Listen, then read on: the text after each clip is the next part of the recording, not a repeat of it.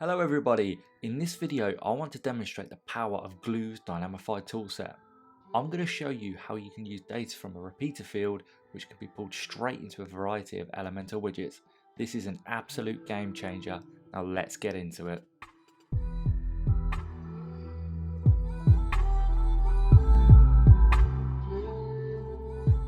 So to get started with Dynamify Repeaters, we must go to the Gloo plugin settings and ensure that it's enabled. Dynamify Repeaters allow us to fetch data from within our repeater metafields and populate any of the Elementor widgets that have the repeater functionality. This means that we can control all of the data we import within WordPress so that we don't have to go into Elementor templates each time and update it.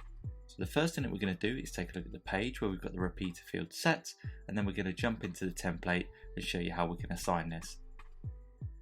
So what we've gone ahead and done is created a repeater field with 3 subfields, and as you can see we've got a title, an image and a description. The tool that we used was Jet Engine in order to create this. And what we're going to do in the Elementor template is demonstrate how we can use the icon list, a carousel and also the toggle widget. So each one of those widgets is actually using the repeating method.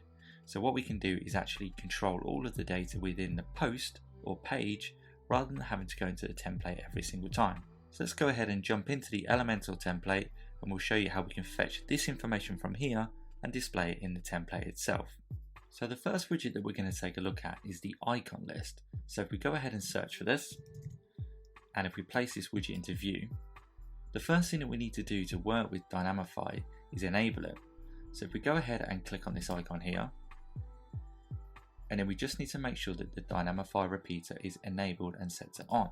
And then we have the max items field. Now if we leave this as is, it won't set any limit on it. So for example, if you wanted to limit this to 10, just simply enter the value in the field. And then we have the repeater source. Now this is dependent on how you actually created your repeater metafields. So in our case, as mentioned, we use Jet Engine. What this then does is gives you some additional options. So we need the context, which is going to be post. The post is going to be the current post that we're looking at, and the repeater field is actually the name of the meta field that you've used. So let's jump back to our page, let's take a copy of that and place this into the field, and then that will allow us to then access the subfields within that repeater meta field. So the repeater field name that we need is our name here. In our case it's Gloo Repeaters. So if we take this and paste it into this field here, now that that's set, what we need to do now is remove 2 of these 3 repeater elements because we only need the one, because this is going to become dynamic now that we've got Dynamify set to on. So if we open this repeater field up, and if we take a look at the dynamic tag option, and if we scroll all the way down to Dynamify tag, what we need to do then is access the repeater subfield by its name. So again, if we jump back to our page, and if we take the name of the subfield, which is Gloo title, and if we copy and paste that into this field here, what you'll see is that it will appear as null, and that's because we're in the Elementor template. However, if we update this and take a look at this page, you'll see that it's actually fetched back the information that we need. So if we go ahead and add another repeater element, this will appear automatically. Let's do this now. So if we take the title, and if we name this one repeater 2, and if we select an image, then if we place another description and hit update, if we then visit the page and refresh, as you can see it's showing the repeater title 2. So once the template is set, as you can see, all of the data can be managed within WordPress. So there's no need for you to actually go back into the Elementor template once this is in place to edit, update or remove any of these repeater items. So let's explore a couple more and show you how we can work with the carousel and also the toggle elements. So now that we're back on the template, what we're going to work with now is the images and show you exactly the same process but with a different Elementor widget. So this time, if we search for the media carousel and we place this into view, the first thing we need to do is ensure that Dynamify is enabled. So again, if we click on the icon and then go to Dynamify Repeater and enable on, we're going to leave the field to auto, and the repeater source is going to be Jet Engine. Again, we're going to leave the context to post, the post as the default current post, and of course again we need the repeater field. So if we go back to our post, and if we take a copy of this name here, and if we paste that in to our field of the repeater field. Okay, so now that we have access to this repeater data, what we're going to do with these elements is remove until there is only one, and then within this item here, what we're going to do is actually make this image dynamic. So if we hover over this and go to dynamic tags, and then if we go to the Gloo dynamic tags, Dynamify tag, and then what we need to do is access the repeater subfields to fetch the image.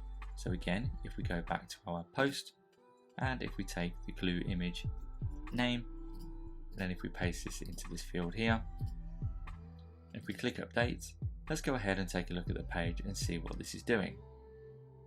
So as you can see, this is fetching the images from our repeater fields. So again, as you can see, you can control everything within the post or page without having to go into Elementor and manually update this slide. So the final widget that we're going to look at is the toggle widget.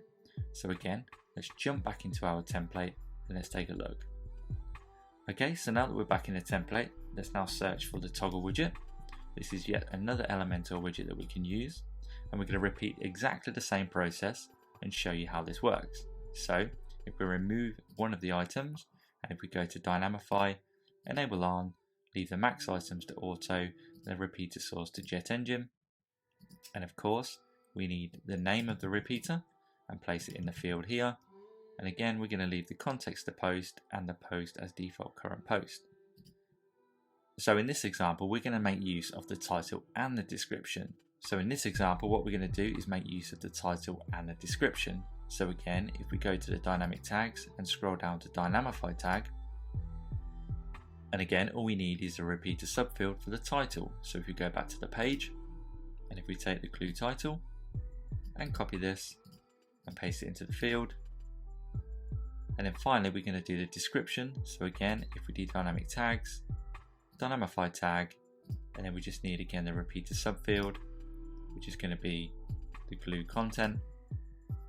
If we copy this over and paste that into the field and then click update, and if we take a look for the final time, so as you can see we've got our toggle and it's actually fetching in that dynamic content that is placed within the field in the page itself.